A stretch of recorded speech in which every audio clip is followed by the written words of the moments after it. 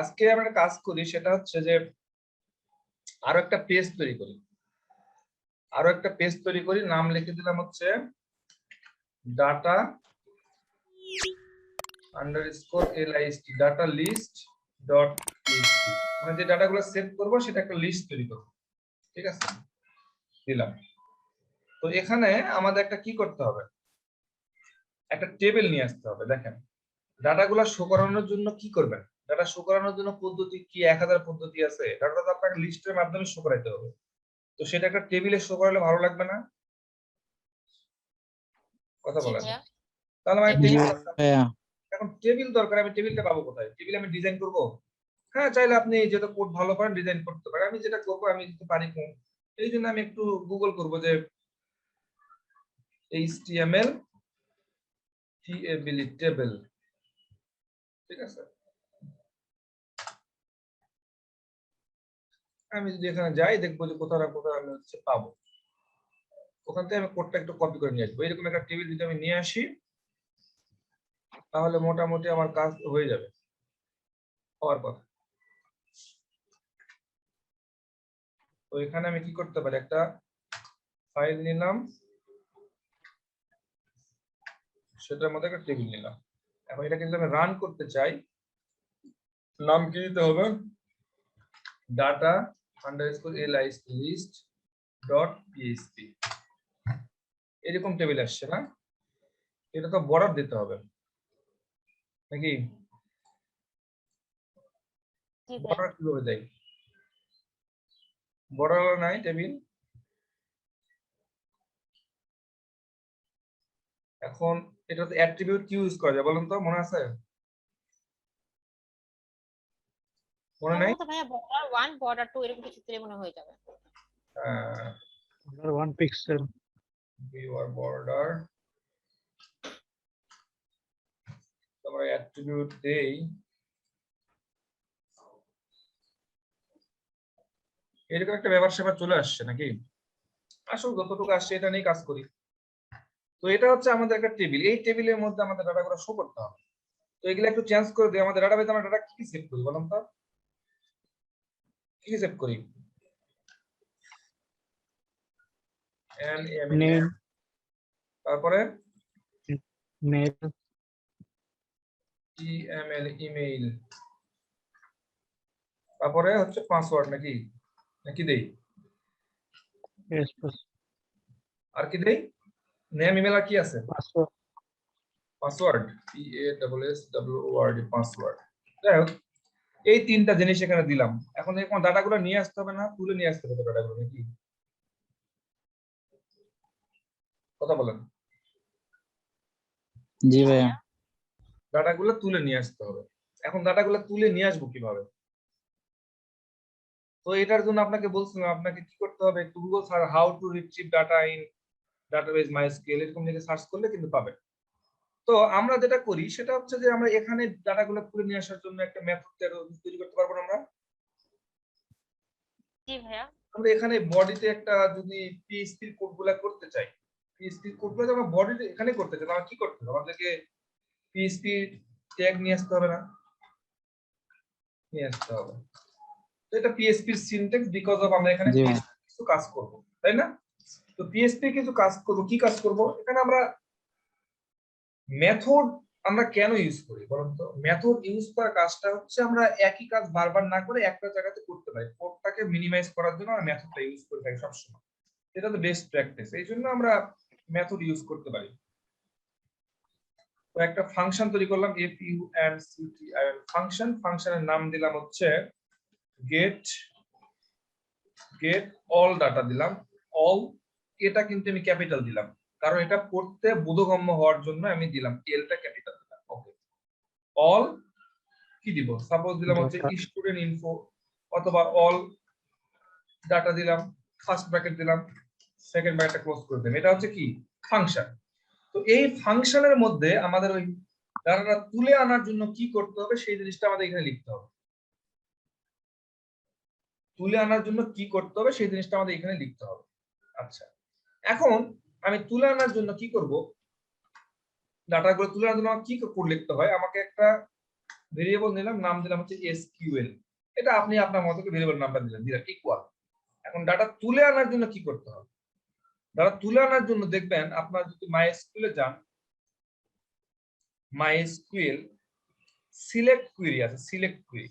Select মানে আমি যদি বলি যে এখান থেকে আমি 5 জনকে নিব নেক্সট স্টেপের জন্য, তার মানে কি 5 জনকে সিলেক্ট করতে হবে না? নির্দিষ্ট করা ডাটাবেস থেকে আপনার ডাটা তুলে আনার জন্য তো ওই ডাটাবেসটাকে সিলেক্ট করতে হবে, ওই টেবিলটাকে সিলেক্ট করতে হবে। কারণ আমরা যখন ডাটাবেস তৈরি করছিলাম তখন একটা ডাটাবেসে কি একটা দুইটা টেবিল থাকতে পারে? 1000 2000 টেবিল থাকতে পারে না? তো আপনি কোন টেবিল থেকে ডাটা নিয়ে আসবেন সেটাকে বলে দিতে হবে না? তার মানে কি সিলেক্ট করে রাখতেছেন আমাকে। তো এই জন্য দেখবেন সিলেক্ট কুয়েরি, একটা সিলেক্ট নামে একটা ব্যাপার স্যাপার আছে। এখানে একটু নিচের দিকে স্ক্রল করবেন, দেখবেন যে কিভাবে ডাটাগুলো সিলেক্ট করে নিয়ে আসা যাচ্ছে। এখানে দেখেন বলতেছে এক্সাম্পল সিলেক্ট কলাম 1 এবং কলাম 2।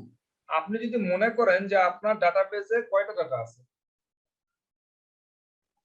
কোথায় আমাদের ডাটাবেস? এখানে আছে, সেদিন তৈরি করছিলাম না আমরা?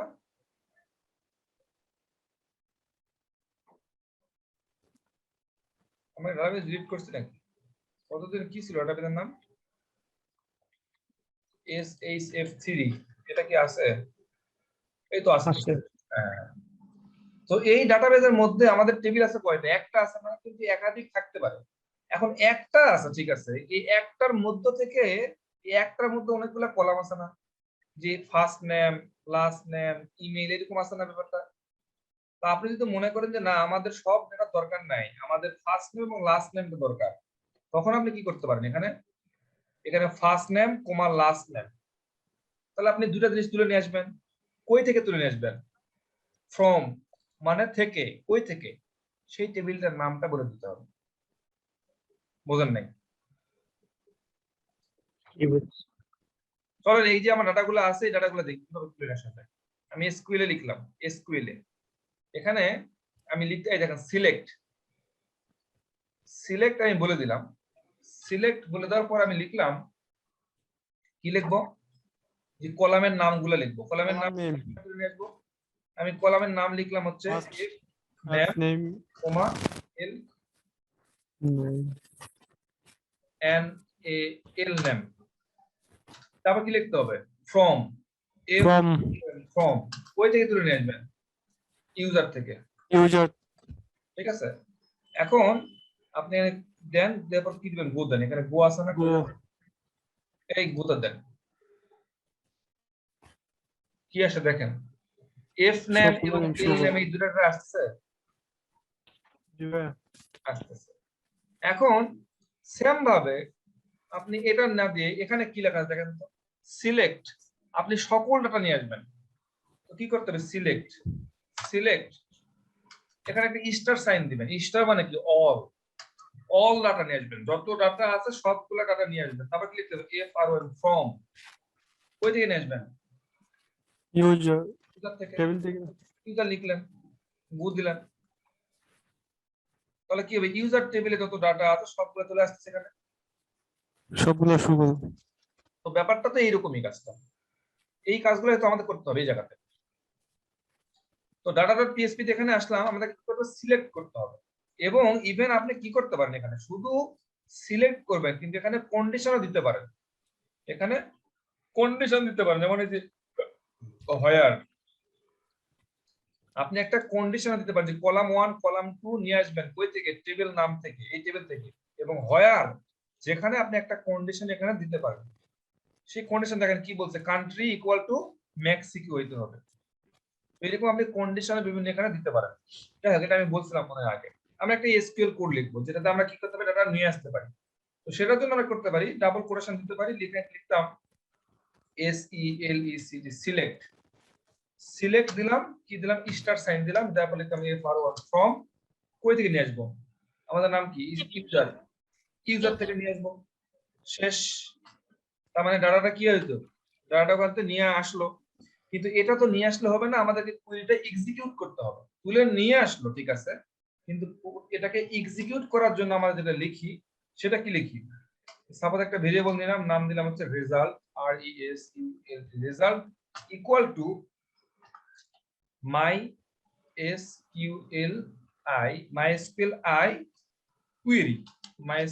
query যেটা আমরা গতদিনও দেখছিলাম না, QUERY MySQL, এখানে এ পড়ে গেছে, MySQLi query দিলাম, এটাকে শেষ করে দিলাম। এই জায়গাতে আমি লিখে দিলাম কি দিতে হবে এখানে বলুন তো? আর কতদিন দুইটা আমরা দুইটা প্যারামিটার হবে এখানে। এখানে প্রথমটা হচ্ছে হচ্ছে দুইটা প্যারামিটার নেই, এ হচ্ছে দুইটা প্যারামিটার নেই, একটা হচ্ছে ডাটাবেজের প্যারামিটার আর একটা হচ্ছে এই যে এসকিউএলটা তুলে নিয়ে আসছে সেই প্যারামিটারটা। তো আমরা এই প্যারামিটারটা আমরা এখানে দিলাম, ঠিক আছে, কমা দিলাম, কিন্তু এখানে তো ডাটাবেজের প্যারামিটার দিতে হবে। তো ডাটাবেজ কোথায় আছে আমাদের বলুন তো? এই যে আপনি সেদিন তৈরি করছেন মনে আছে, এই যে এই লাইনটা, আপনি এই লাইনটা যদি এখানে বারবার কপি, যেটা সীমা করছে যে এই লাইনটা তো সব জায়গাতেই লাগবে, যেখানে আপনি ডাটাবেজের সাথে কাজ করবেন সেখানেই লাগবে। সীমা যেটা করছে শুধু ফাইলটা, এখানে একটা নতুন একটা ফাইল তৈরি করছে, সেই ফাইলের মধ্যে কি করছে, ইনক্লুড করে দিচ্ছে। এই জন্য আমাকে আর এই ফাইলটা কপি করার প্রয়োজন হয় নাই, কিন্তু আমরা যেহেতু ফাইল তৈরি করি নাই, শুধু এই লাইনটা কি করলাম, এই জায়গাতে নিয়ে আসলাম, এখানে বসাই দিলাম, এখানে বসাই দিলাম। তাহলে এটার সাথে কি হলো, ডাটাবেজ কানেকশন হয়ে গেল। আমরা এই যে লিংকটা যেটা আছে সেটা আমরা এখানে বসাই দিলাম। তাহলে কি হয়ে গেল বলেন, এটা এক্সিকিউট হয়ে গেল, লিংকের একটা ভেরিয়েবলটা দিতে হবে। এখন আমরা যখন মেথড কাজ করছিলাম, আমরা যখন জাভাস্ক্রিপ্টের মেথড নিয়ে ফাংশন নিয়ে কাজ করছিলাম, তখন মাঝে মধ্যে আমরা কোনো জিনিস রিটার্ন করতাম, মনে আছে? জি ভাইয়া। রিটার্ন কেন করি? আপনি একটা দোকান থেকে কাপড় কিনে নিয়ে আসছেন, তো আপনি রিটার্ন কি অন্য দোকানে করেন না ওই দোকানে যেতে হবে? ওই দোকানে ভাইয়া। ওই দোকানে যদি যেতে হয়, আপনি তো রিকোয়েস্ট পাঠাইছেন ডাটাগুলা আমাকে দেখানোর জন্য, রিকোয়েস্টটা কই থেকে গেছে? রিকোয়েস্টটা তো অন্য একটা জায়গা থেকে আপনাকে রিকোয়েস্ট পাঠাইছে। তো যদি ডাটাগুলা দেখাতে হয় তাহলে ওই জায়গাতে ডাটা দেখাতে হবে, কারণ ওই জায়গাতে রিকোয়েস্টটা ফেরত পাঠাইতে হবে তো নাকি? তো সেই জন্য আমাদের যে রেজাল্টের মধ্যে কি আছে, এই রেজাল্টের মধ্যে এখন সকল ডাটাগুলো আছে, তো এই ডাটা তো দেখাইতে হবে। তো ডাটাটা আমরা কি এখানেই দেখাবো না, যেখান থেকে রিকোয়েস্টটা আসছে সেখানেই পাঠাই দিব, তারা দেখাবে ডাটাটা। তো আমি কি করব, এখানে রিটার্ন করে দিব,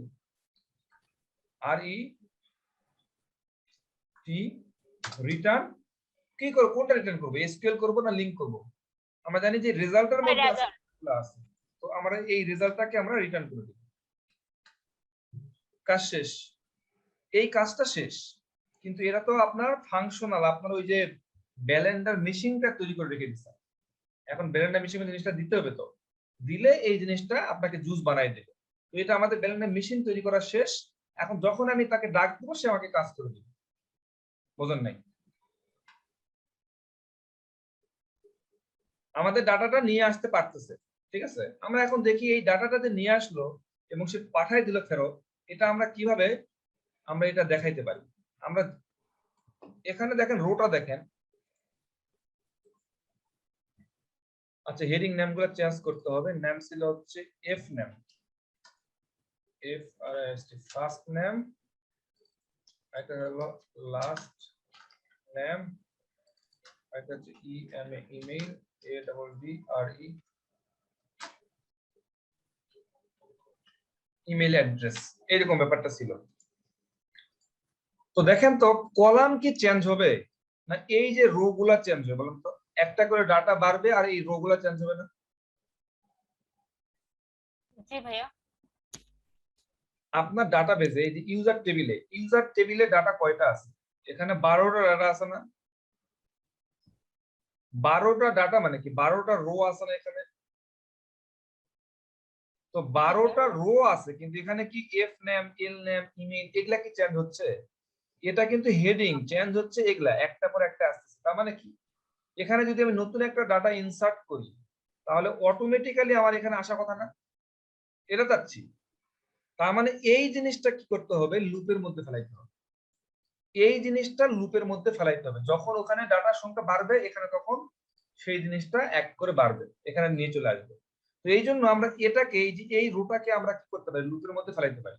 আমরা এই রোটাকে বাদ দিলাম, একটা রো বাদ দিলাম, এই একটা রোকে আমরা লুপের মধ্যে ফেলাইতে পারি। এই যে এই রোটাকে আমাদের এখন কয়টা আছে, একটা আছে না? এই রোটাকে আমরা কি করতে পারি, লুপের মধ্যে ফেলাইতে পারি। তো সেটার জন্য আমরা করতে পারি কি, এই রোটাকে আমরা ফল লুপের মধ্যে ফেলাইতে পারি। ফল লুপের মধ্যে আমরা কিভাবে এটা মানে লুপের মধ্যে আমরা এটা কিভাবে ফেলাবো, এখানে হয়তো আমরা হোয়াইল লুপ দিয়ে করবো।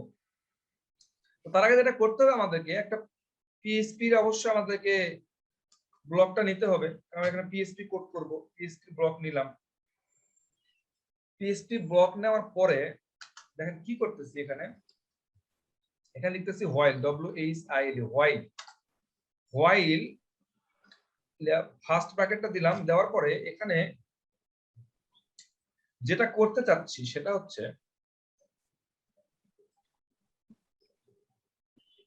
আমাদেরকে যে মেথডটা তৈরি করলাম, ব্যাপারটা বুঝলেন, যে মেথডটা আমরা তৈরি করলাম এই মেথডটাকে আগে কল করতে হবে না? এই রেজাল্টটা আনার জন্য এই মেথডটাকে কল করতে হবে কিনা বলেন? এমনি এমনি কি রেজাল্ট দিবে? এটা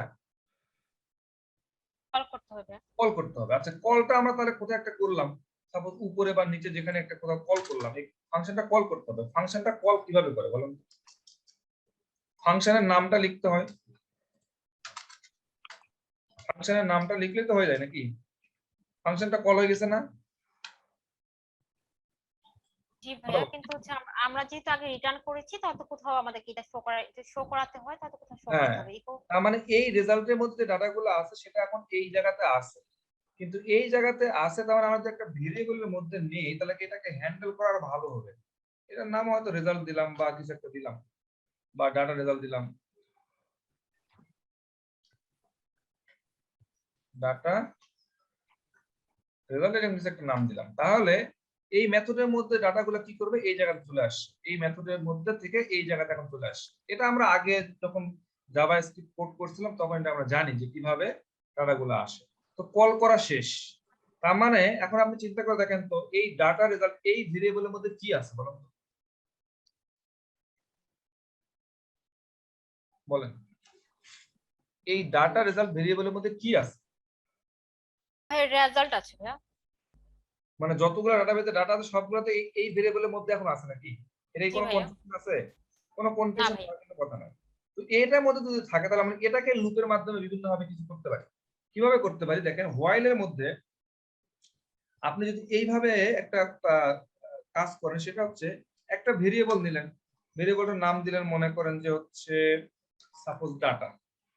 ভেরিয়েবলটার নাম দিলাম হচ্ছে আমি ডাটা ইকুয়াল, এটা আমি তৈরি করলাম ভেরিয়েবলটার নাম। এখানে একটা মেথড ইউজ করতে হবে, mysqli fetch fetch fetch assoc ASSOC face Asus, মানে ফেস করে নিয়ে আসবো ডাটাগুলা, করে কি করে আসবো, ফেস করে নিয়ে আসবো। সো এটা একটা বিল্ডিং মেথড, সেটা কোন ডাটাটাকে ফেস করে নিয়ে আসবেন, এই যে ডাটা রেজাল্ট এই ভেরিয়েবলটা তখন আপনি এটার ভিতরে ঢুকাই দিবেন, এই ফার্স্ট ব্র্যাকেটের মধ্যে ঢুকাই দিবেন।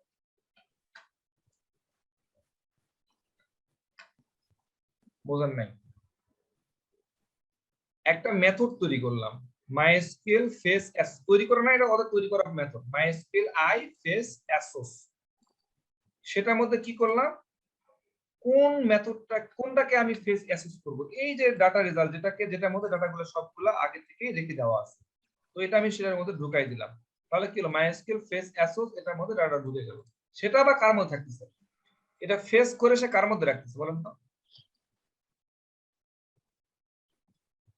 কথা বলেন, এই ফেস করে সে আবার এই ডাটার মধ্যে রাখতেছে। আপনারা এই ক্লাস বুঝতে পারতেছেন না নাকি? না বুঝতে বলতে হবে, কি সমস্যা হচ্ছে।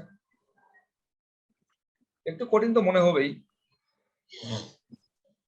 আমরা একটা মেথড তৈরি করলাম, সেই মেথডের ডাটাটা কি করলাম, আমরা রিটার্ন করে দিলাম, কারণ আমরা এখানে প্রিন্ট করব না। তো এই মেথড তো তৈরি করলে হবে না, সেই মেথডটাকে কল করতে হবে। যদি আপনি মেথডটাকে ইউজ করতে চান, তো আমরা কল করলাম, এই যে বাইরে কোন একটা জায়গাতে কল করলাম, কল করে একটা ভেরিয়েবলের মধ্যে রাখলাম, তাহলে আমরা বুঝতে পারি যে এই ভেরিয়েবলের মধ্যে এখন সকল ডাটা আছে। তো এই ভেরিয়েবলের মধ্যে যদি সকল ডাটা থাকে, আপনার কি করতে হবে, একটা লুপের মধ্যে ফালায়ে আপনাকে প্রিন্ট করতে হবে। এই জন্য আমরা হোয়াইল নামে এটা ইউজ করলাম। হোয়াইলের মধ্যে কি করলাম, আরো একটা মেথড ইউজ করলাম ডাটাগুলোকে একটা একটা করে ফেস করার জন্য। একটা একটা করে ফেস করার জন্য MySQL ফেস অ্যাসোস নামে একটা মেথড আছে, সেই মেথডের মধ্যে আপনাকে বলে দিতে হবে যে কোন ডাটাগুলোকে আপনি একটা একটা করে ফেস করবেন। তো আমাদের কাছে তো ডাটা আছে এই ভেরিয়েবলের মধ্যে, তো আমি এই ভেরিয়েবলটা তখন আমি এটার মধ্যে ঢুকাই দিলাম। তো এই ভেরিয়েবল তো সে একটা একটা ডাটা কি করবে, ফেস করে আর প্রিন্ট করে দেখাবে। এখনো পর্যন্ত আমি এতটুকু কথাই বলছি। তো এটা হচ্ছে হোয়াইল। তো এখানে আপনাকে সেকেন্ড ব্র্যাকেট দিতে হবে না? সেকেন্ড ব্র্যাকেট আপনাকে এখানে দিতে হবে। এখন সেকেন্ড ব্র্যাকেট এখানে দিলেন, এটা ক্লোজ করতে হবে। এখানে শুধু একটা ব্র্যাকেট থাকবে, এই একটা সেকেন্ড ব্র্যাকেট, যেটা আমরা হোয়াইল নিয়ে যখন আমরা কাজ করছি মনে আছে, হোয়াইল নিয়ে কাজ করলে সেকেন্ড ব্র্যাকেট দিতে হবে না? ইফ ইলস নিয়ে কাজ করলে সেকেন্ড ব্র্যাকেট দিতেন না? সেই সেকেন্ড ব্র্যাকেটটা আপনি দিলেন, কিন্তু এখানে একটা দিলাম। কারণ এটা শেষ কোথায় হবে? এটা শেষ হবে হচ্ছে এই রোয়ের এই শেষের দিকে। এটা ফার্স্ট একটা সেকেন্ড ব্র্যাকেট, আমি আবার দিলাম সেকেন্ড ব্র্যাকেট, এই যে সেকেন্ড ব্র্যাকেট। তার মানে এই সেকেন্ড ব্র্যাকেটের ভিতরেই তো আমরা কাজ করতে হবে, কারণ এটার মধ্যে তো ওই হোয়াইল লুপটা ঘুরবে। তো হোয়াইল লুপের মধ্যে তো আপনাকে এগুলা ফেলাইতে হবে। তো এই জন্য আমরা যেটা করলাম সেটা হচ্ছে যে এখানে একটা সেকেন্ড ব্র্যাকেট রেখে দিলাম, এবং এটা ঘুরবে হচ্ছে এই জায়গা থেকে। এখানে সেকেন্ড ব্র্যাকেটটা আমি ক্লোজ করলাম। এখন এই সেকেন্ড ব্র্যাকেটটা তো এটা পিএইচপি সেকেন্ড ব্র্যাকেট, হোয়াইল লুপের সেকেন্ড ব্র্যাকেট। তো এটা তো পিএইচপি সিনট্যাক্সের মধ্যে নাই। তার মানে এই সেকেন্ড ব্র্যাকেটটা লেখার জন্য আপনাকে এখানেও কি করতে হবে, পিএইচপির সিনট্যাক্স আপনাকে লিখতে হবে। তো আমি পিএইচপির আবার সিনট্যাক্স লিখলাম, হোয়াট সাইন দিলাম, পিএইচপি লিখলাম, এটার ভিতরে আপনাকে সেই সেকেন্ড ব্র্যাকেটটা ক্লোজ করে দিতে হবে। এই সেকেন্ড ব্র্যাকেটটা ক্লোজ হয়েছে এই জায়গাতে এসে। বোঝা যায় নাই না? Very tough. এখন যদি আমি একটু রিলোড দিয়ে দিই কি আসে, দেখতে পাচ্ছেন? আচ্ছা এক সেকেন্ড, আমি একটু ফোন দিচ্ছি।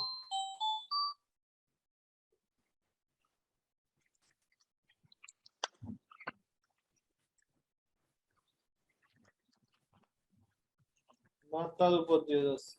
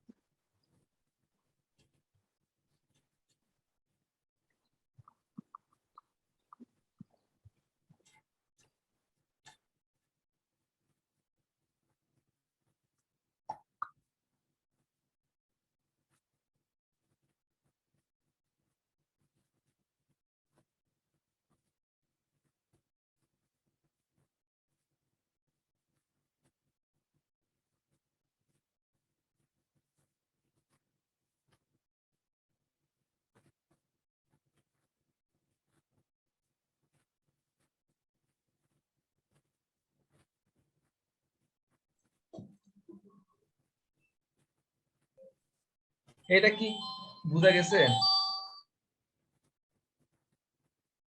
জি ভাইয়া, বুঝতে পেরেছি।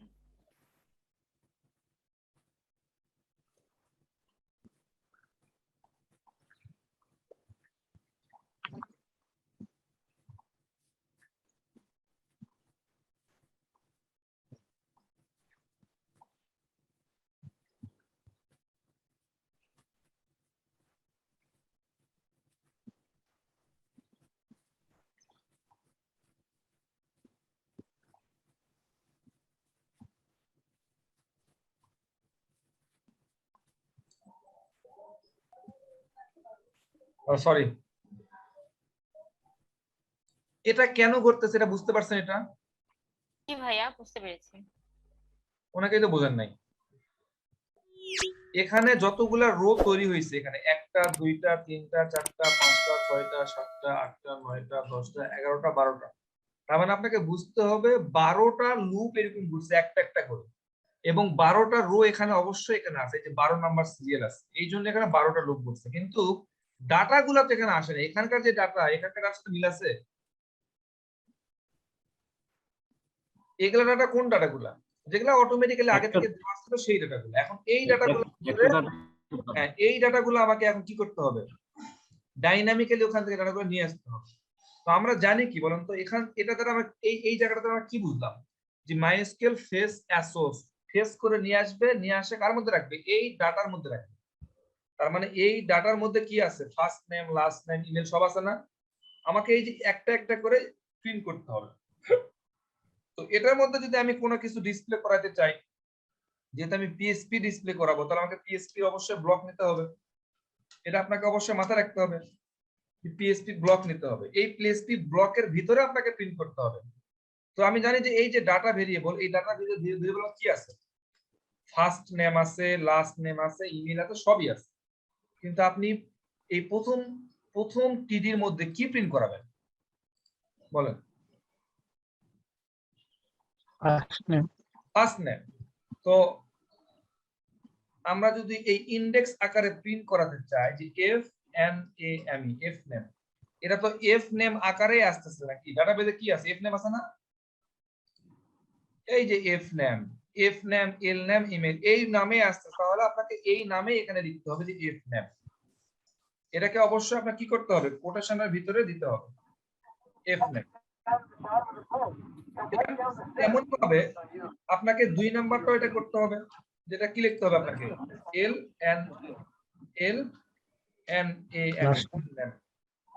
এমনই ভাবে তৃতীয়টাকে কি করতে হবে, ইমেল দিবেন, ইএমএআই, ইমেল। এখন রিলোড দেন,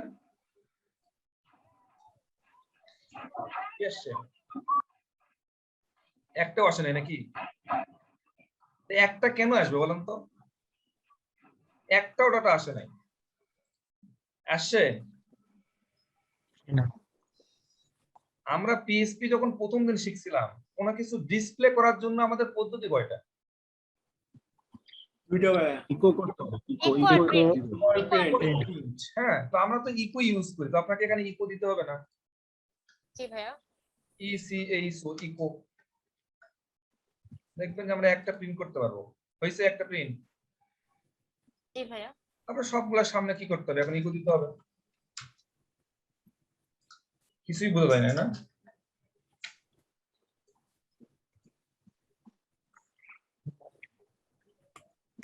বুঝছেন নি?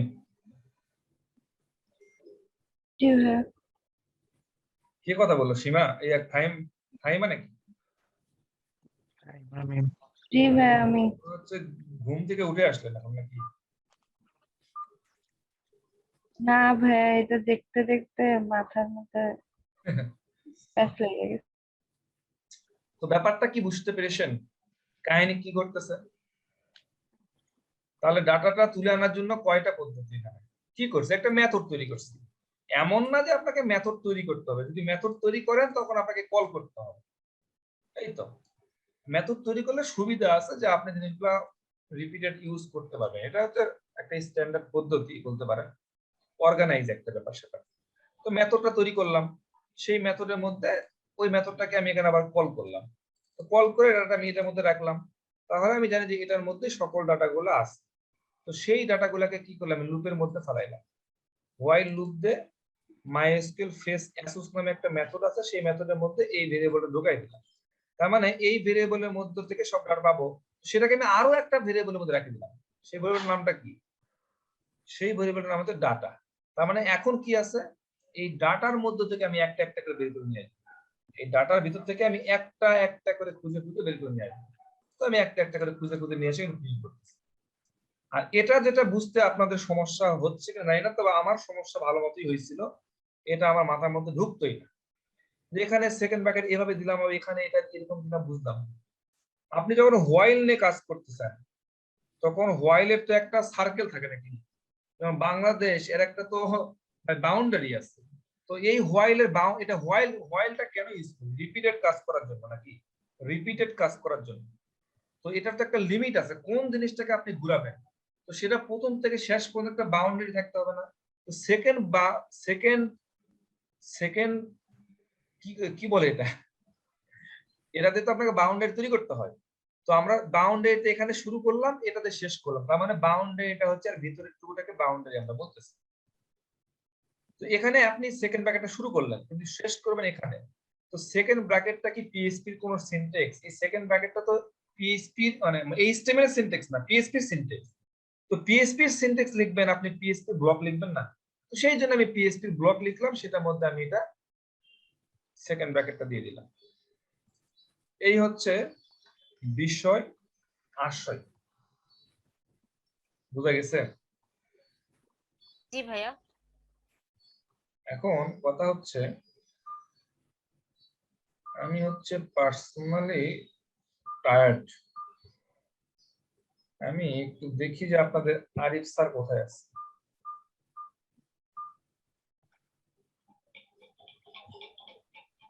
সম্ভবত আজকে আপনাদের সাথে আমার লাস্ট, বুঝতে পেরেছেন? আচ্ছা ভাইয়া, এটা কিভাবে Yes, হয় ভাইয়া? না, এটা আসলে ভাইয়া আমাদের ভাইয়া যে কিছু ক্লাস বাকি আছে এগুলো ভাইয়া আপনি করেন প্লিজ ভাইয়া। ভাইয়া আপনি কি সার্ভিস ফাউন্ডেশন থেকে চলে যাচ্ছেন নাকি আমাদের ক্লাস থেকে চলে যাচ্ছেন? আমাদের ক্লাস থেকে। ও আচ্ছা। কেন ভাইয়া? ভাই যাবেন না?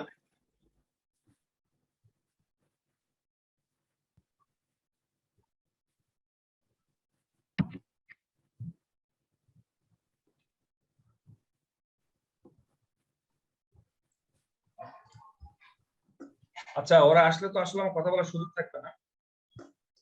আজকে আসলে অফিসিয়ালি আমার সাথে আপনাদের লাস্ট ক্লাস। হ্যাঁ, এটা বাস্তবতা, মেনে নেন। কষ্ট হইলো মেনে নিতে হবে, দুঃখ লাগলো মেনে নিতে হবে, কিছু করার নাই। এটা হলো। এখন কথা হচ্ছে আপনাদের সাথে ওয়ার্ডপ্রেসে যিনি ক্লাস করবে তিনি হয়তো আপনাদের সাথে সামনের দিন থেকে আপনারা তাকে পাবেন। আজকেও হয়তো আসতে পারে, হয়তো আরিফ হয়তো আপনাকে ইন্ট্রোডিউস করে দিবে। মূলত যেটা হবে আসলে কি, সত্য কথা বলতে, উনি ক্লাসগুলো নিলে উনি এমনিতেই ফ্রিল্যান্সিং মার্কেটে কাজ করে, অনেক ভালো ক্লাস পান। আর তার থেকেও বড় কথা, আপনারা লং টাইম ক্লাস করার একটা সুযোগ পাবেন। বুঝতে পারছেন? আর আমি আসলে পার্সোনালি ওয়ার্ডপ্রেস ভালো পারি, এটা হলো বাস্তবতা। কারণ আমি তো ওয়ার্ডপ্রেস ডেভেলপার। তো আপনাদেরকে তো ভালো জিনিসটা দিতে হবে নাকি? তো সেই জায়গাটা থেকে ম্যানেজমেন্ট এরকম একটা সিদ্ধান্ত নিতে হবে। কারণটা হচ্ছে যে আপনাদের খারাপ সেটা আমিও চাই না, ম্যানেজমেন্টও চাই। হ্যাঁ, সো এই হলো বিষয় আসলে। আর ম্যানেজমেন্ট চাচ্ছে ক্লাস, একজন যেটা থার্ড ব্যাচও ক্লাস নিচ্ছে উনি। হ্যাঁ, আর উনি এমনিতেই ভালো, অনেক হচ্ছে এমনিতে ফ্রিল্যান্সিং এ অনেকগুলো কাজ করছে, এক্সপিরিয়েন্সটা অনেক। আমি কিন্তু সত্যি বলতে, আপনারা তো আমার ব্যাকগ্রাউন্ড তো জানেনই, এটা তো আর লুকায় রাখা লাভ নেই। আমি কি ফ্রিল্যান্সার বলেন তো? হ্যাঁ আচ্ছা ভাইয়া, যে ক্লাস নেবে ওনার নাম কি, ওই স্যারের নাম কি? স্যার না, স্যার তো অনেক ক্লাস নিলে, এখন ম্যাডাম নেবে, ঠিক আছে? ক্লাস নিবে হচ্ছে ম্যাডাম মনীষা আক্তার, আসবে হয়তো আপনাদের সামনে। হ্যাঁ, সামনের দিন থেকে। আমি একটা জিনিস, আরেকটা সুবিধা বলে দিই, সেটা হচ্ছে ওয়ার্ডপ্রেসে কাজ করে একটু কনফিডেন্সটা বাড়ায়। কেন বলতেছি? ওয়ার্ডপ্রেস এটা কি, একটা সিএমএস, কন্টেন্ট ম্যানেজমেন্ট সিস্টেম। তো কন্টেন্ট ম্যানেজমেন্ট সিস্টেমে এখানে যেটা আপনাকে শিখাবে, সেখানে হচ্ছে আপনাকে কোড করা শিখাবে না, এটা হচ্ছে আপনার বেসিক একটা কোর্স। তো ড্রাগ এন্ড ড্রপ করে, ঠিক আছে? মানে আপনি কোড চোখে দেখতে হবে, কোড করতেই হবে না, ঠিক আছে? শুধু টানে নিয়ে আসবেন, ফাইল তৈরি করবেন, এরকম কোনো কাজ করবেন। এই যে আপনি ইনসার্ট করতেছেন না, এরকম ইনসার্ট করতেছেন না আপনারা, জি ভাইয়া। এইরকম আপনি একটা প্যানেল দিবেন, এরকম একটা প্যানেল থাকবে, যেখান থেকে আপনি কি করতে পারবেন, এখানে ডাটা আপনি ইনসার্ট করবেন, এখান থেকে ডাটা কি আপডেট করতে পারবেন, এখান থেকে ডাটা ডিলিট করতে, এখান থেকে ডাটা আপডেট করতে ডিলিট করতে আপনাকে কোডিং জানতে হবে। না ভাইয়া। ওয়ার্ডপ্রেস অ্যাজ লাইক অ্যাজ এরকম। হ্যাঁ, আপনি যারা ওয়ার্ডপ্রেসে যারা প্লাগইন ডেভেলপ করে, থিম ডেভেলপ করে, তাদের ব্যাপারটা আলাদা। তারা হচ্ছে কোডিং করে তৈরি করে, ওরা তৈরি করে দেয়। যেমন এই যে সাইটটা, এটা তো একজন তৈরি করে দিচ্ছে, তাই না? এটা একজন তৈরি করে দিচ্ছে, সেখানে আপনি শুধু কি করতেছেন, কাজ করতেছেন। তো আপনাকে এটা কাজ করার জন্য কি আপনাকে কোডিং জানতে হচ্ছে? এটাতে কাজ করার জন্য কোডিং জানার কোনো প্রয়োজন না নেই। ভাইয়া। এটা একজন ডেভেলপ করে দিচ্ছে। তেমনই ভাবে আপনি ওয়ার্ডপ্রেসে কাজ করবেন কোডিং না জেনে, ঠিক আছে? এই অ্যাজ লাইক অ্যাজ এটার মতো করে। আর যারা কোডিং জানে ওয়ার্ডপ্রেসে, তাদেরকে বলা হয় থিম ডেভেলপার বা প্লাগইন ডেভেলপার। মনে করেন যে এটা যারা ডেভেলপ করছে তাদেরকে বলা হয় ডেভেলপার, ওই থিম ডেভেলপ, প্লাগইন ডেভেলপার, এইরকম একটা বিষয়। বুঝতে পারছেন? আচ্ছা ভাইয়া, যেমন হচ্ছে কোন একটা পিএইচডি যখন মানে এইচটিএমএল যে মানে ফাইলগুলো থাকে এগুলাতে ওয়ার্ডপ্রেসে যদি কনভার্ট করতে হয় মানে তাহলে ওই ভাইয়া মানে কি করতে হয়? না, ওয়ার্ডপ্রেসে কনভার্টটা আপনি ওইভাবে করতে পারবেন না, ওদের হচ্ছে থিম বলে। যেমন আপনি মোবাইলে একটা কভার ফটো দেন না আপনি, বা মোবাইলের যে প্রথম হোম পেজে একটা ডিজাইন থাকে না সবার, বা আপনার কম্পিউটারে একটা ডিজাইন থাকে না, এই যে আমার কম্পিউটারে একটা ডিজাইন আছে না, জি ভাইয়া। এই যে একটা ব্যাকগ্রাউন্ড একটা ইমেজ আছে না, জি ভাইয়া। আরে আচ্ছা,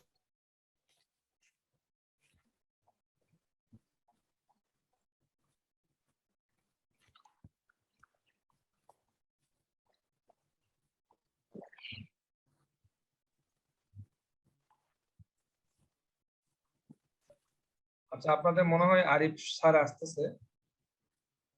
আচ্ছা, ক্লাসের লিংক কই থেকে পাওয়া যায়? আচ্ছা ভাইয়া, আমি কি চ্যাট বক্সে WhatsApp. দিব? ইনভাইট না, Yes. এখান থেকে কই? আচ্ছা ভাইয়া, আমি চ্যাট বক্সে দিয়ে দিই link. Copy invite link, copy invitation, এটা কপি করে নিয়ে আমি দিয়ে দিই, আরিফকে দিয়ে দিই।